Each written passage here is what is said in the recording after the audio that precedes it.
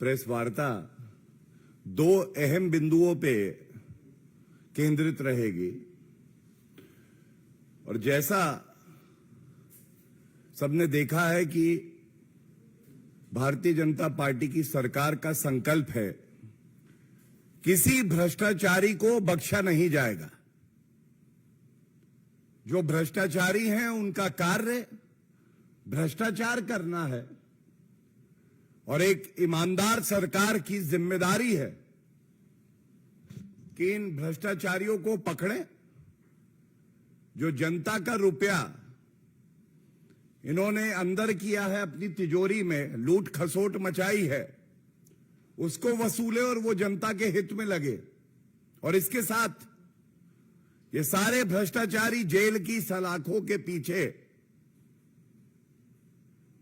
सजा पाए, ये हमें सुनिश्चित करना है। और कल दो बड़े प्रमुख फैसले सुनाए गए। एक माननीय सर्वोच्च न्यायालय का था और एक दिल्ली उच्च न्यायालय का था। पहले बात कर लेते हैं जो सर्वोच्च न्यायालय ने टिप्पणी करी, और दो आदेश सर्वोच्च न्यायालय के मैं आपके समक्ष रखूंगा। और खासकर अरविंद केजरीवाल कट्टर बेईमान जो हैं, उनसे उम्मीद करूंगा कि भारत की जनता और दिल्ली की जनता जो सवाल उठा रही है, आपसे पूछ रही है, उसका उत्तर आप देने की हिम्मत जुटा पाएंगे। ये कहना गलत नहीं होगा, अरविंद केजरीवाल की चुनरी में दाग लगते ही जा रहे हैं। दो दाग कल भी लगे हैं और अरविंद केजरीवाल जी कह रहे हैं, लागा चुनरी में दाग, छुपाऊं कैसे, जनता के बीच में मैं जाऊं कैसे।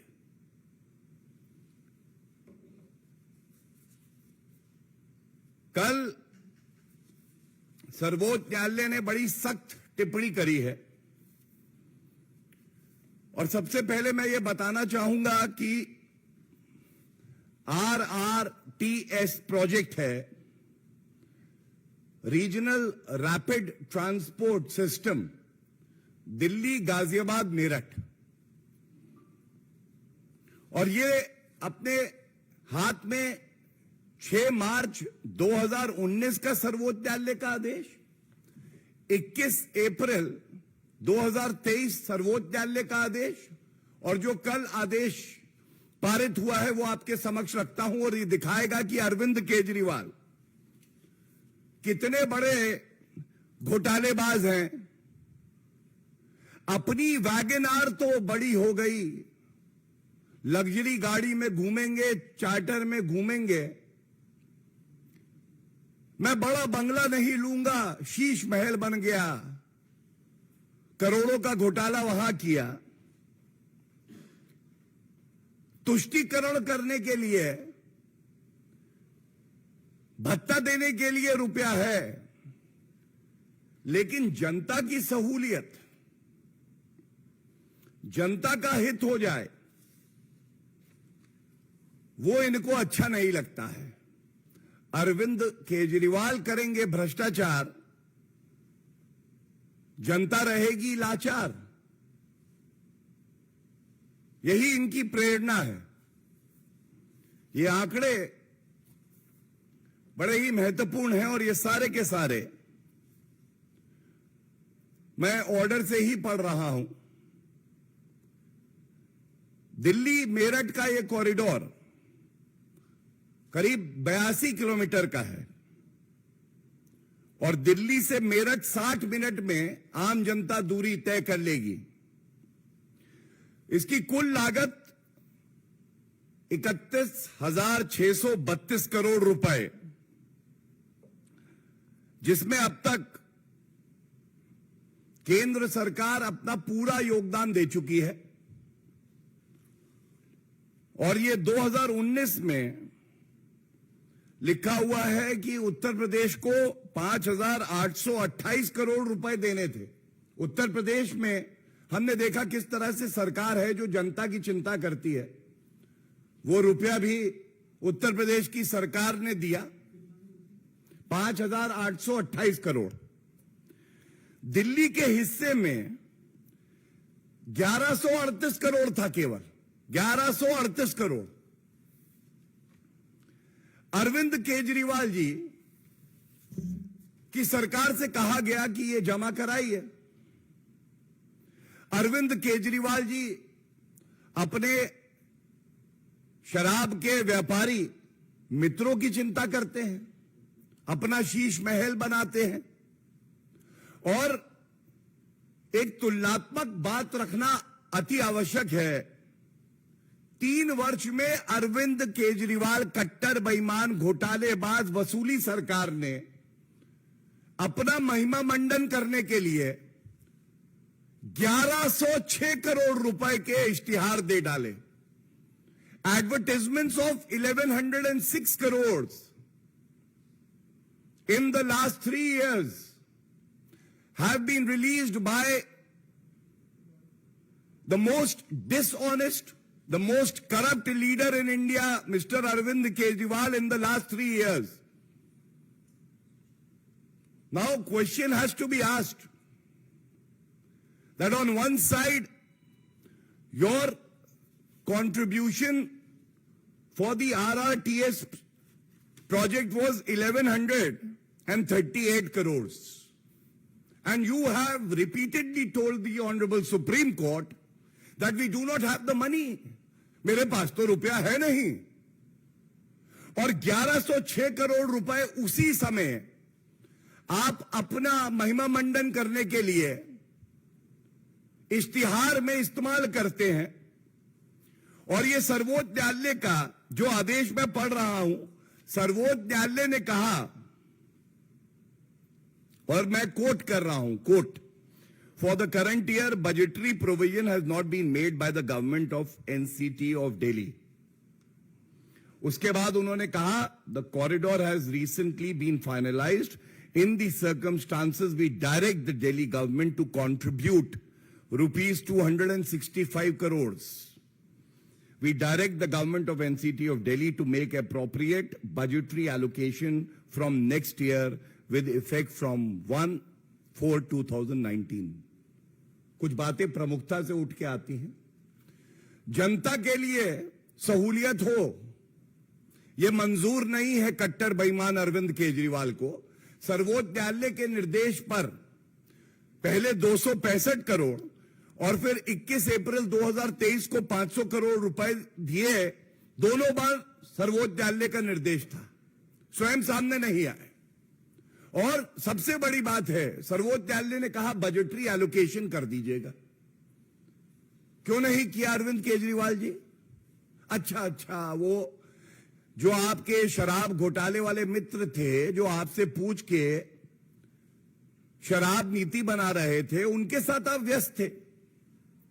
जनता की सुध लेने की आपको फुर्सत कहां थी? और इसके बाद इसी तरह से 21 अप्रैल 2023 को उन्होंने कहा, we call upon the state government to make the requisite budgetary provision if not already made, और 500 करोड़ रुपए तुरंत रिलीज किए जाएं। ये अप्रैल 2023 में। अब जो कल हुआ ये चिंताजनक है, आपत्तिजनक है। और अरविंद केजरीवाल जी कट्टर बेईमान तो हैं ही, वो साथ साथ जनता का हित भी अपने ही देख सकते हैं, अपनी जिम्मेदारी का निर्वहन भी वो नहीं कर सकते हैं। स्पष्ट सर्वोच्च न्यायालय ने जो टिप्पणी करी, अभी आदेश आया नहीं था लेकिन ये टिप्पणियां थी जो रिपोर्ट हुई, उसमें कहा गया कि अरविंद केजरीवाल की सरकार अपने हिस्से का जो पैसा जमा कराना है वो नहीं करा रही, जिससे आरआरटीएस प्रोजेक्ट जो कि जनता के हित में है उसमें लागू करने में देरी हो रही है। सर्वोच्च न्यायालय ने सख्त टिप्पणी करके कहा, इश्तिहार के लिए तुम्हारे पास रुपया है, आरआरटीएस प्रोजेक्ट जो जनता के हित में है, इसको लागू करने के लिए रुपया नहीं है।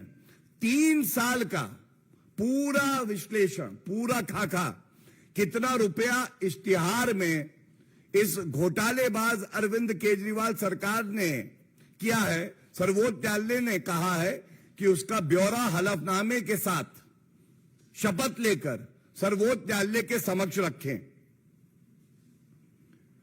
और इसीलिए आज ये प्रश्न उठाया जाएगा, ये लोग भ्रष्टाचार करते हैं, भ्रष्टाचार करने के बाद पकड़े जाते हैं तो कहते हैं राजनीतिक द्वेष का मामला है, और जो जनता के हित के काम होते हैं उसमें जो इनका कर्तव्य है उसका पालन नहीं करते हैं। मैं ये भी आपके समक्ष रखना चाहूंगा, कल दिल्ली उच्च न्यायालय ने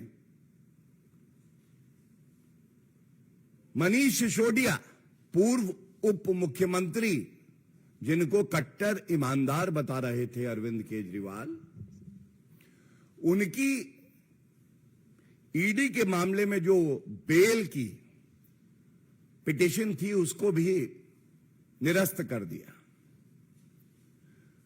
और बताया यह जा रहा है कि अरविंद केजरीवाल, जो कि किंगपिन हैं शराब घोटाले के, वो बड़े ही डरे हुए हैं। वो चिंता कर रहे हैं कहीं ऐसा तो नहीं होगा कि मनीष सिसोदिया को तो मैंने इशारे पे चला के घोटाला कर दिया, अब मैं भी अंदर जाऊंगा। और हम तो बार बार कहते हैं, जैसे जैसे जुड़ रही है कड़ी, वैसे वैसे अरविंद केजरीवाल के पास आ रही है हथकड़ी। और मैं आपको बता दूं, ये चौथा ऐसा मौका है, करारा थप्पड़ पड़ा है अरविंद केजरीवाल को, और जो भ्रष्टाचार वो अपनी नाक के नीचे करवाते हैं उन्हीं के इशारे पे होता है। मुझे याद आता है कि सीबीआई कोर्ट ने पहले बेल रिजेक्ट करी मनीष सिसोदिया की, उसके बाद ईडी कोर्ट ने भी बेल रिजेक्ट करी थी दोनों मामलों में। फिर दिल्ली हाई कोर्ट ने जो सीबीआई का मामला है उसमें बेल रिजेक्ट करी, और कल दिल्ली उच्च न्यायालय ने जो ईडी वाला मामला है उसमें भी बेल रिजेक्ट कर दी। क्या अरविंद केजरीवाल में इतनी हिम्मत होगी? बाहर निकल कर आए और बताएं, ये जो 130 दिन से पूर्व उप मुख्यमंत्री, कट्टर बेईमान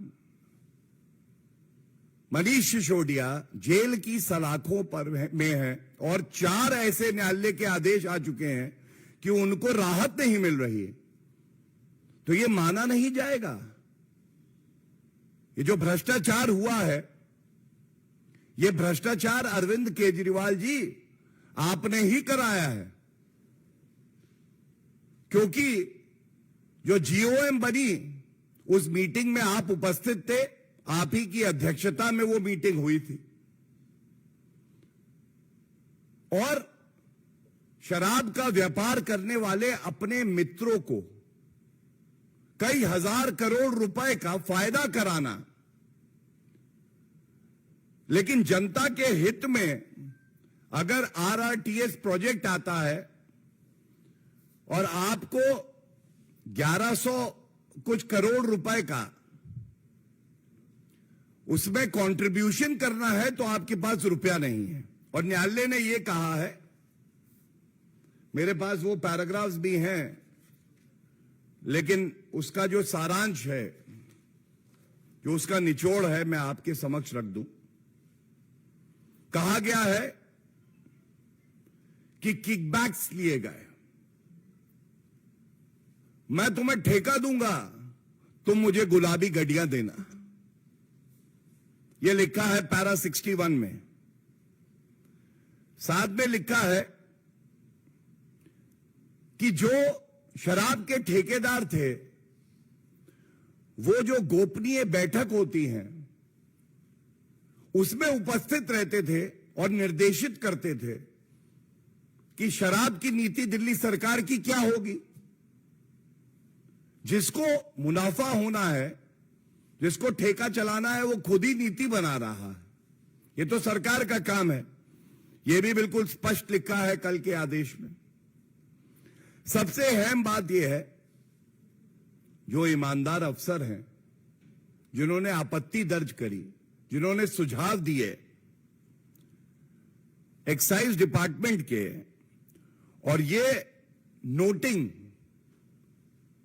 जब गई कैबिनेट के समक्ष, तो वो फाइलें लौट के ही नहीं आई हैं। मतलब जो दस्तावेज हैं, जो ये साबित करते हैं कि अरविंद केजरीवाल और पूर्व उप मुख्यमंत्री मनीष सिसोदिया और तमाम और मंत्री कट्टर बेईमान है और इन्होंने शराब घोटाला किया, वो साक्ष्य, वो प्रमाण, वो फाइलें गायब कर दी जाती हैं। I can quote this observation by the Honorable Delhi High Court. The High Court has said, learned trial court took into consideration the statements made by responsible officers of the Excise Department, which show that the file of cabinet note got prepared by the then Excise Commissioner and sent for consideration of the GOM, along with the feedback given by public and opinions given by some legal luminaries against total privatization of the liquor sector or business and for going with the earlier model of policy, was never returned back to the said office and the same had gone missing. गायब हो गई file. इसके साथ यह भी लिखा है कि जो किकबैक आया, उसका इस्तेमाल, जो काली कमाई है, लोकतंत्र को प्रदूषित करने के लिए अरविंद केजरीवाल कर रहे हैं। जहां प्रदेश में चुनाव आया, उसमें इसका इस्तेमाल किया गया। और उच्च न्यायालय ने अंत किया है कि जो आरोपी हैं कट्टर बेईमान मनीष सिसोदिया, ये बड़े पद पर रहे हैं, ये साक्ष्य मिटा भी सकते हैं, प्रमाण मिटा सकते हैं, जो विटनेसेस हैं उनको डरा भी सकते हैं, और इसलिए इनको बेल नहीं मिलनी चाहिए, क्योंकि प्रथम दृष्टया जो आरोप लगे हैं ये बहुत ही गंभीर हैं। अब ये दोनों बिंदु जो मैंने आपके समक्ष रखे, इससे एक बात उजागर हो गई है। ये जो भ्रष्टाचारी हैं, ये सोचते हैं कि इनकी जिम्मेदारी, इनका कर्तव्य केवल भ्रष्टाचार करना, जनता को लूटना और खुद अपना बंगला बड़ा करना और गाड़ी बेहतर करना है। नहीं, ये भ्रष्टाचारी अगर भ्रष्टाचार करेंगे तो जो भारतीय जनता पार्टी है वो पुरजोर तरीके से इनको एक्सपोज करेगी, इनका घिनौना चेहरा सामने लाएगी और जनता की आवाज बनके सुनिश्चित करेगी कि ये जेल की सलाखों के पीछे हो। और मैं समझता हूं कि आज अरविंद केजरीवाल ये प्रेस वार्ता जरूर सुन रहे होंगे। उनको चुनौती देता हूं, अगर दमखम है तो बाहर निकलकर जो प्रश्न हमने उठाए हैं उनमें से किसी एक का भी उत्तर दे दें, तो जनता सब देख रही है। बार बार जो बात भारतीय जनता पार्टी ने इस मंच से उठाई, हमारी जो प्रदेश की इकाई है उसने उठाई, उस पे न्यायालय की मुहर लगी है और यह बिल्कुल स्पष्ट हो गया है कि अरविंद केजरीवाल और उनकी पूरी जो मंत्री परिषद है, जो नेता हैं, वो भ्रष्टाचार में लिप्त हैं। धन्यवाद। If there are any questions, I'll take those. इस पे पहले ले लीजिएगा।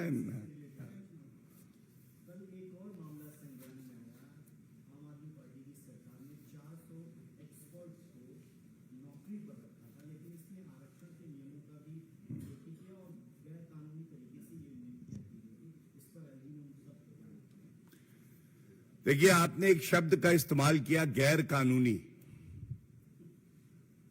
आज अरविंद केजरीवाल गैर कानूनी कार्य का पर्याय बन गए हैं। उनके पास इतना समय नहीं है कि वो संविधान पढ़े, कानून पढ़े। अरविंद केजरीवाल केवल जो शराब के ठेकेदार हैं उनके साथ, कुछ बड़े बड़े इंटीरियर कंसल्टेंट हैं जिनको करोड़ों रुपया देते हैं, जो वियतनाम से मार्बल आना है उनके साथ, बड़ी बड़ी गाड़ियों के जो डीलर हैं उनके साथ बैठना उन्हें अच्छा लगता है, उनकी रुचि वही है। जनता से संवाद करना, जनता का हित देखना अब अरविंद केजरीवाल की प्राथमिकता नहीं रही है। और जो भी फैसला लिया गया है, मैं इतना ही कहूंगा, वो न्याय संगत है। क्योंकि आप स्पेशलिस्ट रखिए, कंसल्टेंट रखिए, लेकिन ये जनता के हित में होना चाहिए, एक कानून व्यवस्था के तहत होना चाहिए। लेकिन अरविंद केजरीवाल जी कानून को मानते नहीं हैं, कानून को तोड़ने की आदत उन्हें पड़ गई है और जनता उनका गुरूर जरूर तोड़ेगी। Any other questions? Thank you.